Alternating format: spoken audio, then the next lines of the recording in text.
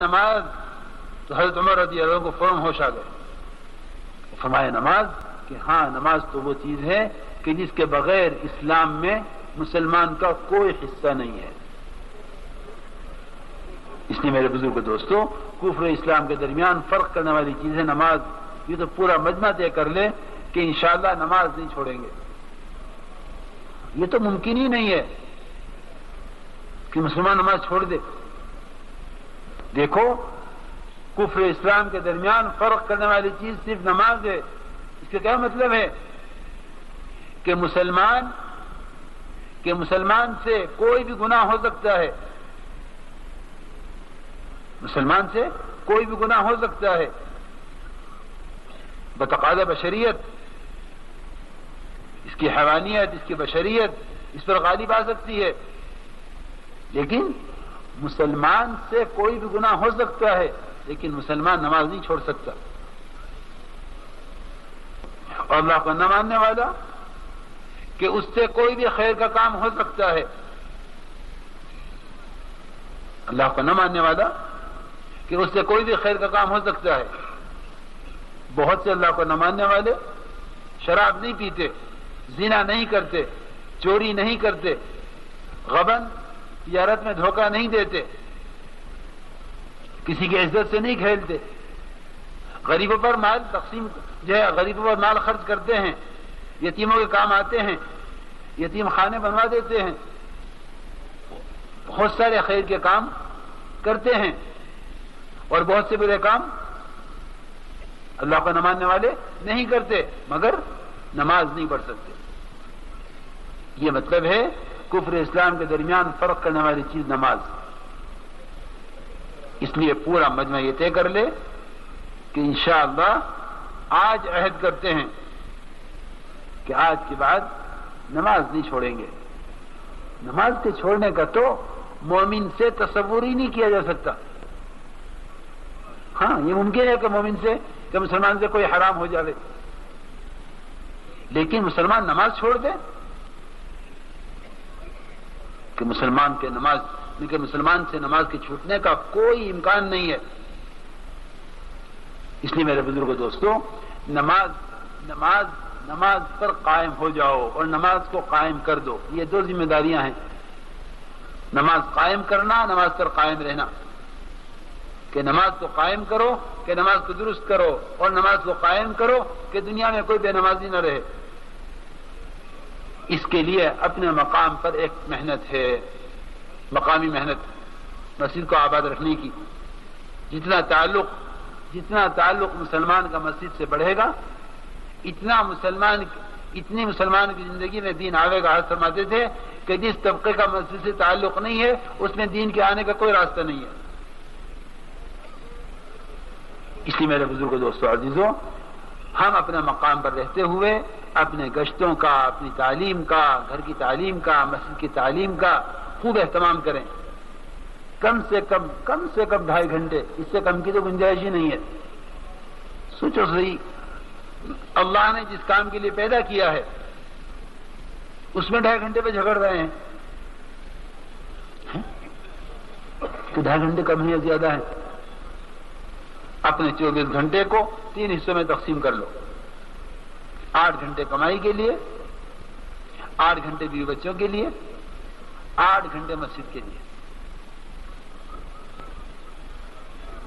4 مہینے کمائی کے لیے، 4 مہینے مقامی کام کے لیے، 4 مہینے اللہ کے راستے کی نقل و حرکت کے لیے.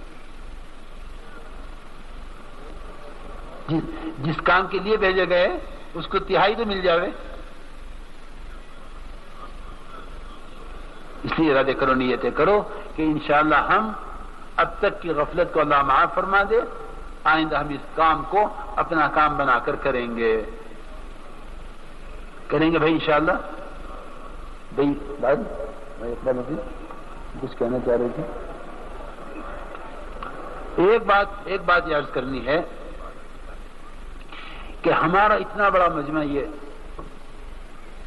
جب یہ دعا کے بعد روانہ ہوتا ہے یہاں سے، دیکھو یہ اجتماع بہت سے کھیتوں کے درمیان ہو رہا ہے.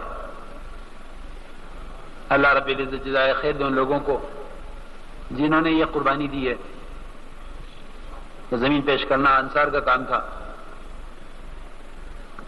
زمین پیش کرنا انصار کا کام تھا، تو یہ ان کی قربانی ہے کہ اپنی زمینیں پیش کی ہیں۔ تو ہمارا مجمع جب نکل کے جاتا ہے تو پھر راستے میں پچھلے سال بھی ایسا ہوا کہ راستے میں ان کی کھیتیوں کو نقصان پہنچتا ہوا جو ہے پہنچاتے ہوئے، کہیں سے کچھ توڑ کر کھاتے ہوئے، کچھ لیتے ہوئے،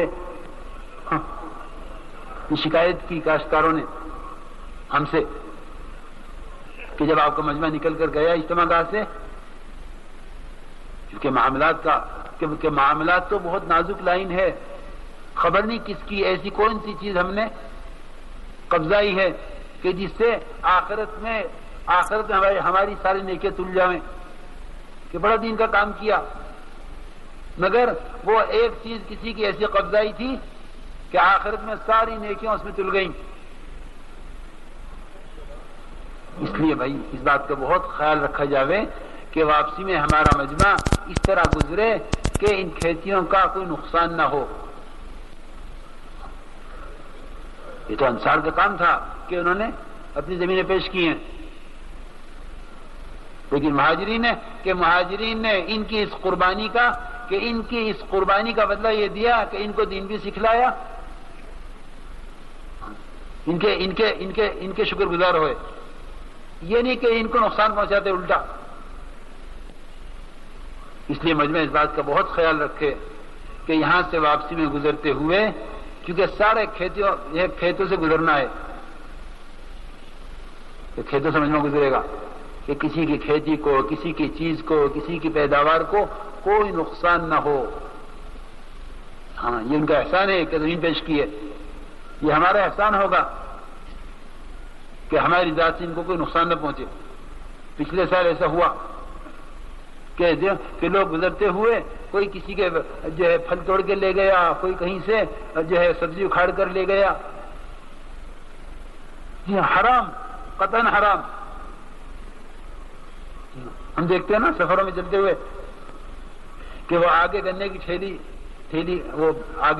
ٹھیلی جا رہی تھی اور پیچھے سے کچھ لوگ اس میں سے کھینچ رہے تھے، تو وہ ہم اپنی گاڑی میں تھے، کہ برابر سے گزرے تو میں اس سے کہنے لگا گنا کھینچنے والے سے، میں نے کہا تو حرام کھانے کی کتنی کوشش کر رہا،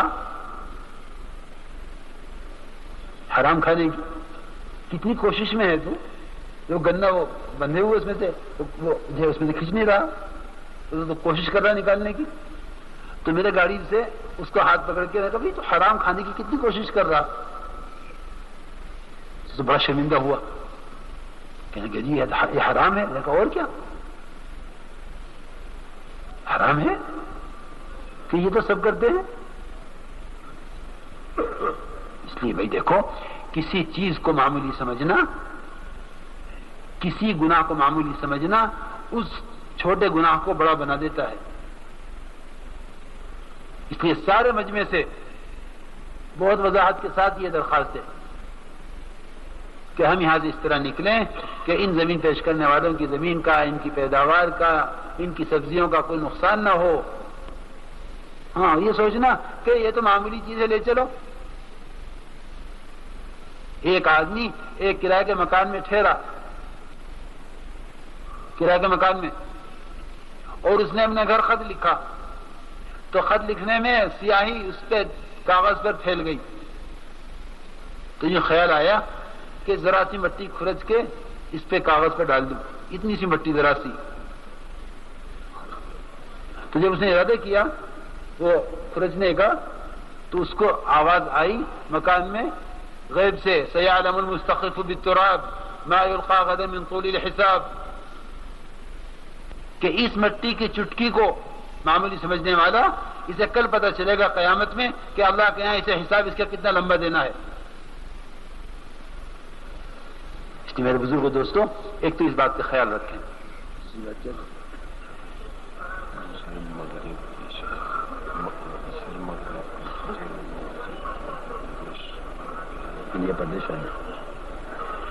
ایک ہمارا ماشاءاللہ یہ عمومی مجمع ہے، دعا کی شرکت، اجتماع کی شرکت، اللہ کے راستے میں نکلنا، ایک مجمع ہمارے مدھیہ پردیش کا وہ ہے پرانوں کا، جنہیں یہاں مشورے کے لیے کچھ مذاکروں کے لیے ٹھہرنا ہوتا ہے، کیونکہ وہ مجمع اسی مجمع کے ساتھ ملا ہوا ہے۔ تو جو پرانے ساتھی ہیں ٹھہرنے والے، جن کا مشورے سے طے ہوا ہے، وہ ساتھی یہاں ٹھہریں گے، وہ ساتھی یہاں ٹھہریں گے۔ ان سے کچھ مشورے ہیں، کچھ مذاکرے ہیں، تو عصر کے بعد، مغرب کے بعد، کل فجر کے بعد ان سے کچھ مذاکرے، کچھ مشورے ہوں گے۔ تو وہ ساتھی اسی مجمع کے اندر بکھرے ہوئے ہیں، تو وہ لوگ ٹھہر جائیں، وہ لوگ ٹھہر جائیں، یہاں ان کے ساتھ مجلسیں ہوں گی، مذاکرے ہوں گے، مشورے ہوں گے،